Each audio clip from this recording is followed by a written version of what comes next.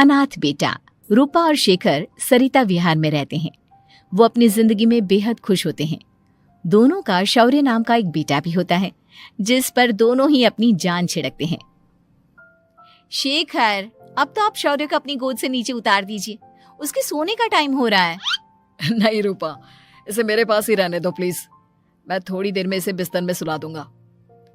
लेकिन कल सुबह आपकी ऑफिस में मीटिंग भी तो है ना, और इसके लिए आपको कल जल्दी भी तो निकलना होगा।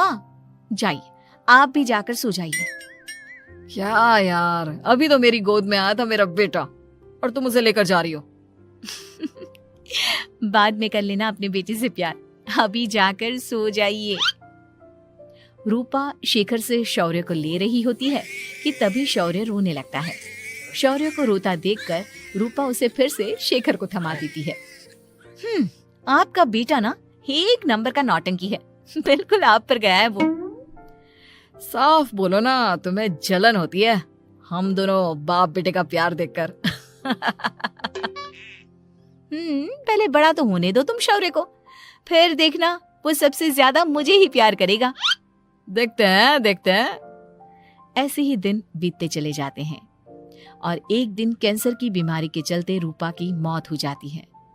अब शौर्य 3 साल का हो चुका होता है, जिसके कारण उसकी दादी शेखर पर दूसरी शादी का दबाव बनाने लगती है।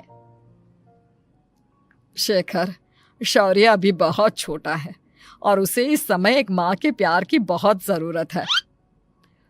माँ, मुझे दूसरी शादी नहीं करनी। क्या पता जो दूसरी औरत आएगी वो मेरे बेटे को एक माँ का प्यार दे या ना दे। तो रूपा की छोटी बहन वैशाली से ही शादी क्यों नहीं कर लेता? वो तो शौर्य को एक माँ का प्यार पूरा दे सकती है ना। मैंने कहा ना माँ, मुझे दूसरी शादी नहीं करनी, और अपनी ही पत्नी की बहन से तो हरगिज नहीं। ऊपर से अगर रूपा देख रही होगी तो वो क्या सोचेगी? अपने लिए ना सही, लेकिन तुझे शौर्य के लिए तो शादी करनी ही पड़ेगी ना बेटा। शेखर कुछ कहता उससे पहले ही अंजुमन उसे रूपा की कसम दे देती है, जिसके आगे मजबूर होकर शेखर शादी के लिए हामी भर देता है। देखो वैशाली, मैंने तुमसे शादी सिर्फ अपने बच्चे के लिए की है। मैं चाहता हूं कि तुम उसे एक माँ का भरपूर प्यार दो। शौर्य, आपके साथ साथ मेरा भी कुछ लगता है। अगर आप मुझसे शादी नहीं भी करते तब भी मेरा प्यार शौर्य के लिए कभी कम या ज्यादा नहीं होता।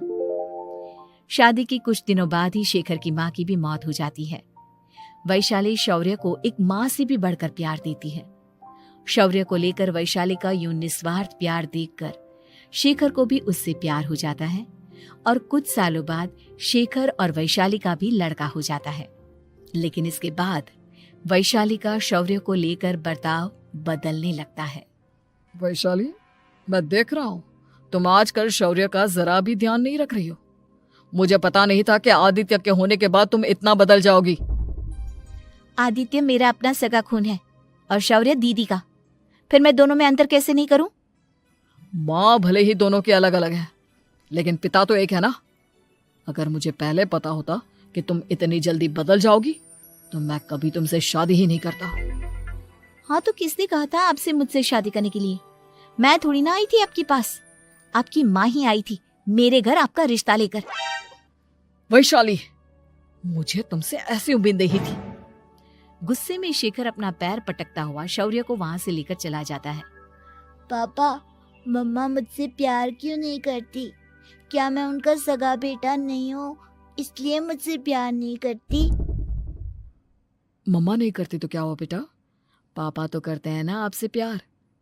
कुछ दिनों के बाद, आज तुझे खाना पीना कुछ नहीं मिलेगा, चल चुपचाप से अपने रूम में जाकर सो जा। माँ, अब भाई को खाना क्यों नहीं दे रही हो? बेटा तू आराम से खाना खा, इस नालायक की चिंता मत कर। एक दिन खाना नहीं खाएगा तो मर नहीं जाएगा ये। अगर भैया नहीं खाएंगे तो मैं भी नहीं खाऊंगा। तू अपने भाई का भक्त क्यों बन रहा है? ये तेरा सौतेला भाई है, सगा नहीं जो तू लक्ष्मण बन रहा है। माँ, आपको इतना भी नहीं मालूम? श्री राम और लक्ष्मण सगे भाई नहीं थे। श्री राम माता कौशल्या और लक्ष्मण माता सुमित्रा की कोख से जन्मे थे। दोनों के सिर्फ पिता एक थे, लेकिन माँ अलग थी। मुझे ज्यादा ज्ञान देने की जरूरत नहीं है। ये सतयुग और त्रेता युग नहीं है, समझे? आया बड़ा भाई का चमचा। इतना कहकर वैशाली वहां से चली जाती है। जिसके कुछ टाइम बाद शिखर वहां आता है और आदित्य उसे सारी बात बताता है। मुझे माफ कर दो शौर्य, तुम्हारी माँ के जाने के बाद मुझे दूसरी शादी का फैसला करना ही नहीं चाहिए था। अगर मैं दूसरी शादी नहीं करता तो शायद आज तुम्हारी ये हालत ना होती। नहीं पापा, अगर आप शादी नहीं करते तो मुझे आदित्य जैसा छोटा भाई कभी नहीं मिलता। थैंक यू मुझे इतना अच्छा भाई देने के लिए। तुम दोनों हमेशा ऐसे ही साथ रहना, फिर कोई भी तुम दोनों का कुछ नहीं बिगाड़ पाएगा। चलो मैं तुम दोनों को आइसक्रीम खिला कर लाता हूँ, बहुत भूख लग रही है ना। शिखर शौर्य और आदित्य को आइसक्रीम दिलाने लेकर जाता है। वो दोनों को पार्क में खड़ा करके आइसक्रीम लेने जा ही रहा होता है, तभी तेज रफ्तार से आती हुई एक गाड़ी उसे कुचल देती है और उसी पल शेखर की मौत हो जाती है, जिसके बाद शौर्य की जिंदगी नर्क से भी बदतर हो जाती है। सुन रहे चिरकुट, इस घर के किसी भी सामान को मेरी मर्जी के बगैर हाथ मत लगाना। इन सब पर अब तेरा कोई हक नहीं है, समझा? ठीक है माँ, मैं आपकी इजाजत के बगैर किसी चीज को हाथ नहीं लगाऊंगा। चल जाकर अब पूरे घर की सफाई कर। महज 7 साल का शौर्य वैशाली के कहने पर अपने नन्हे नन्हे हाथों से पूरे घर की सफाई करने लगता है। ऐसे ही दिन बीतने लगते हैं, लेकिन मासी से माँ बनी वैशाली को उस मासूम से बच्चे पर जरा भी तरस नहीं आता। क्यों शौर्य, ये घर में इतनी गंदगी कैसे हो रही है? ढंग से सफाई नहीं की है क्या तूने? माँ मैंने तो अच्छे से सफाई की थी, लेकिन आदित्य बार बार इधर उधर चलकर गंदा कर देता है। अच्छा, खुद से एक काम ढंग से नहीं होता और अपनी गलतियों का जिम्मेदार मेरे बेटे को ठहराता है। इतना कहकर वैशाली बांस का डंडा उठाकर शौर्य को जोर जोर से मारने लगती है। तभी वहां वैशाली के मायके वाले भी आ जाते हैं और उसकी सारी करतूतें देख लेते हैं।